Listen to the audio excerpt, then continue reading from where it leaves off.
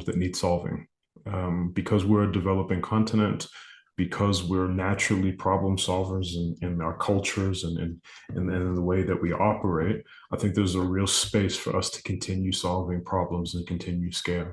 If you think about education, if you think about access to information, if you think about healthcare, if you think about logistics, if you think about renewable energy, there's still so many opportunities on the entire continent that we can take hold of.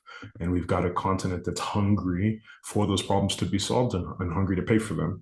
So I think there's still opportunity for us to kind of learn and grow.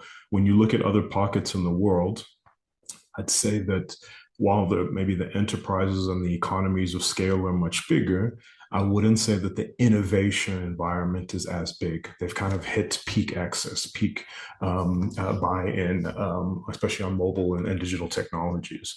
And so the things that they're building now are a little bit more nuanced and niche, more than solving massive general problems. So I still think that there's a massive opportunity there for us. I think AI is certainly a great multiplier just from the access and speed that it accelerates. I'm always thinking of, even if I think about when we started Altivix as a business and the scale that we had in hiring designers and strategists and developers, I would never, if I started that business today, I would never need it to have 10 designers and 10 developers. With the abilities with AI, I could build a team a fraction of that size and still have the same impact and grow even faster. So I think AI is certainly a great multiplier. I think from an infrastructure standpoint, because we're a developing continent, and if I think about South Africa in particular, access to water, access to electricity are still major issues.